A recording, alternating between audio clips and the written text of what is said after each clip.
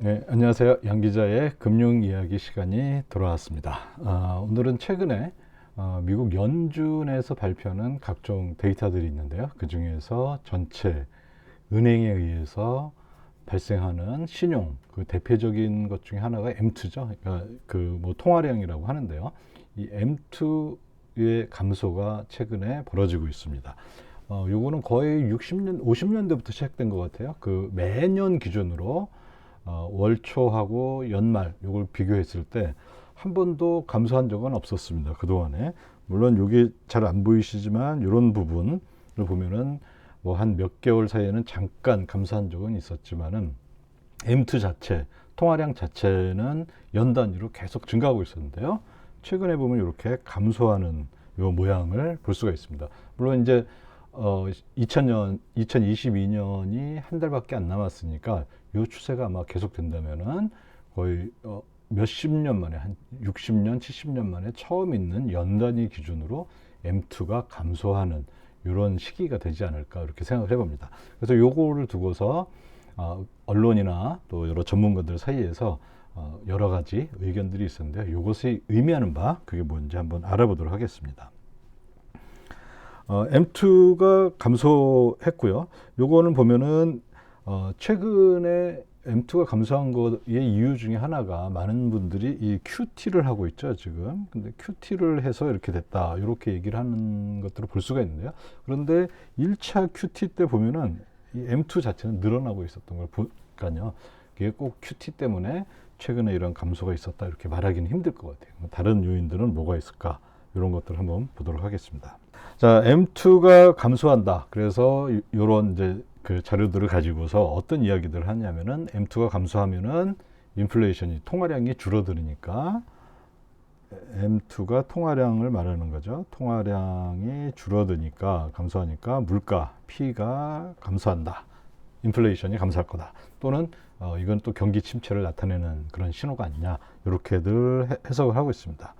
그런데 M2의 증가하고 감소하는 거는 그 결과뿐만이 아니라 그 원인도 이게 단순히 뭐 QT 하나에 의해서 이런 식으로 발생하는 것들이 아니라 상당히 복잡한 과정에 의해서 이게 생기는 거고요. 그 다음에 또 M2가 감소했다고 해서 이게 바로 경기가 안 좋아진다든지 인플레이션이 낮아진다든지 이렇게 1대1 대응이 되는 것은 아니다.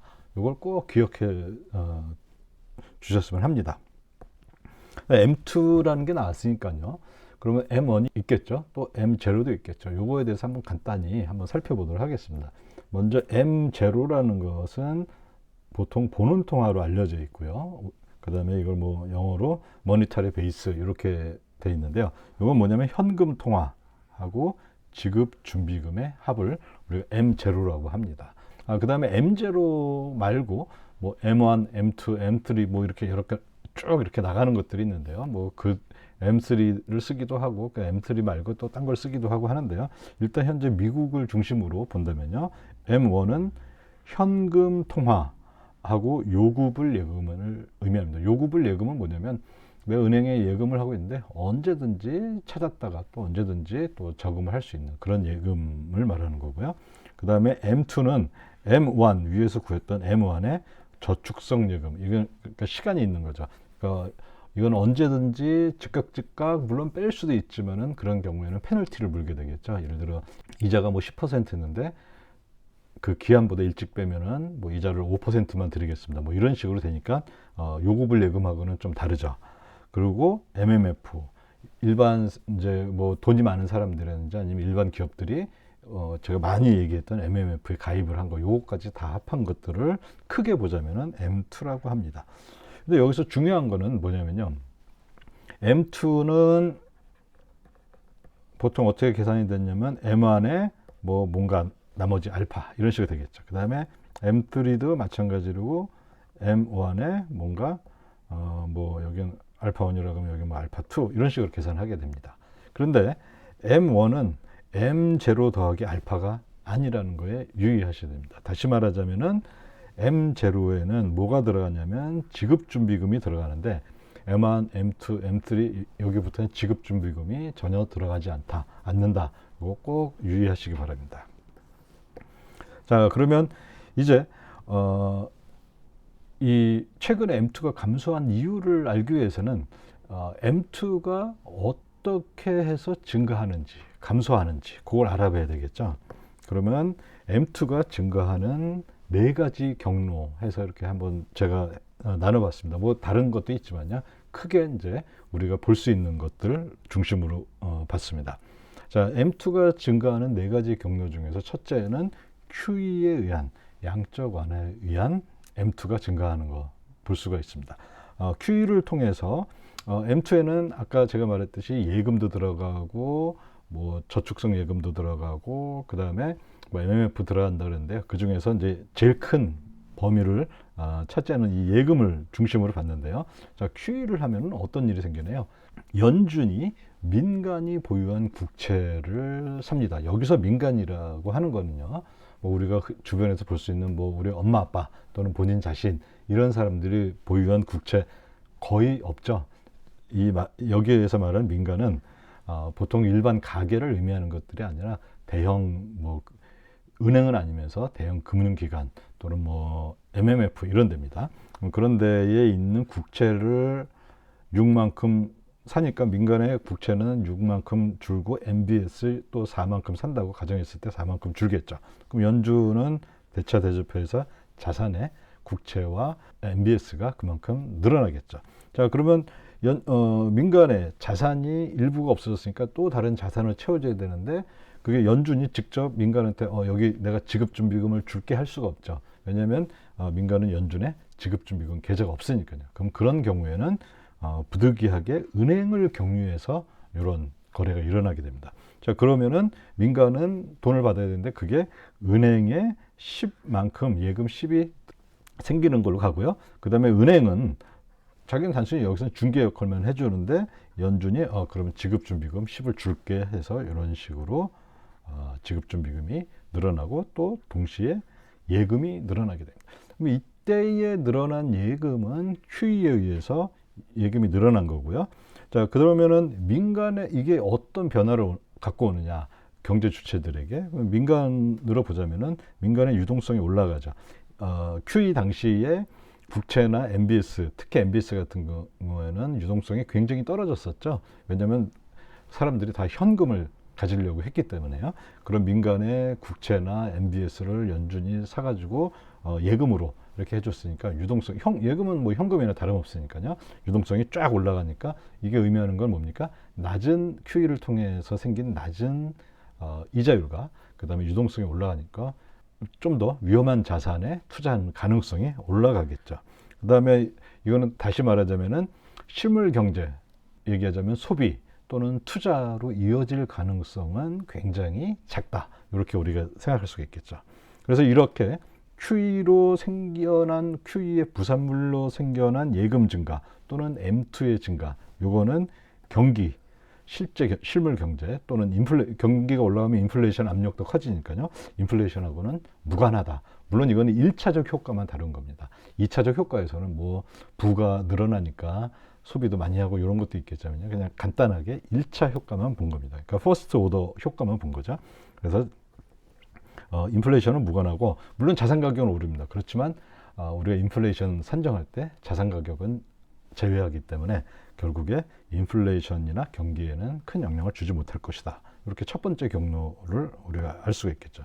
그 다음에 또 두 번째 경로, 요거는 좀 잘 안 알려져 있는 건데요.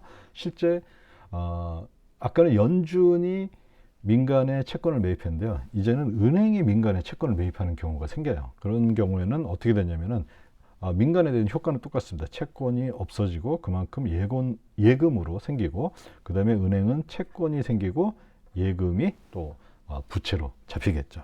자, 그래서 이거는 방금 전에 얘기했던 QE를 통한 경로하고 효과 자체는 상당히 비슷합니다. 물론 이 경우에는 지급준비금의 변화는 없습니다. 왜냐하면 여기에는 연준이 전혀 개입을 하지 않으니까요.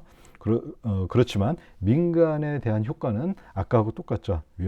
민간이 위험자산의 투자 가능성 올라가고 그 다음에 대신 실물 경제로 소비나 투자로 유입될 가능성 떨어진다. 아까하고 첫 번째 경우하고 비슷함을 우리가 알 수 있습니다.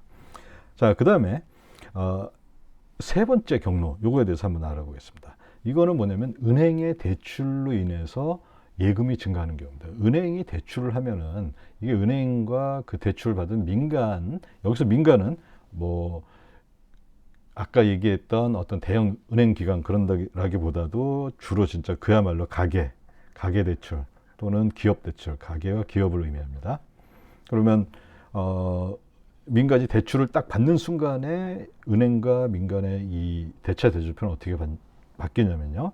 은행은 당연히 대출을 해줬으니까 자산으로 잡히겠죠. 그 다음에 민간은 대출을 받았으니까 그 대출 나중에 갚아야 될 거니까 부채로 잡히겠죠. 그 다음에 민간은 그 대출 받은 만큼 예금이 늘어나죠. 그럼 이 예금을 갖고 내가 뭐 소비를 하든지 투자를 하든지 하겠죠.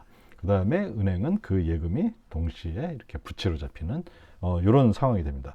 자, 이 경우에도 지급준비금의 변화는 없습니다. 그렇지만은 이 경우에 생긴 대출은 왜 우리가 대출을 받나요? 집을 사기 위해서, 뭐 자동차를 사기 위해서, 또는 뭐 학자금을 내기 위해서 소비하려고 하죠. 기업인 경우에는 대출 받아서 그걸 가만히 은행에 쌓아두지 않겠죠. 그 이자 비용만 나가니까 그 대출을 받아서 투자를 하고 뭔가 하려고 하는 거겠죠. 그래서 이런 경우에는 소비와 투자의 사용 가능성이 굉장히 높아진다, 이렇게 볼 수가 있죠. 그 얘기는 실물 경제로 유입 가능성이 또 마찬가지로 높아지고 결국에는 경기와 인플레이션의 직접적인 1차 효과, 퍼스트 오더라 그러죠. 퍼스트 오더 효과, 이펙트가 상당히 강하다, 이렇게 얘기를 할 수가 있겠죠.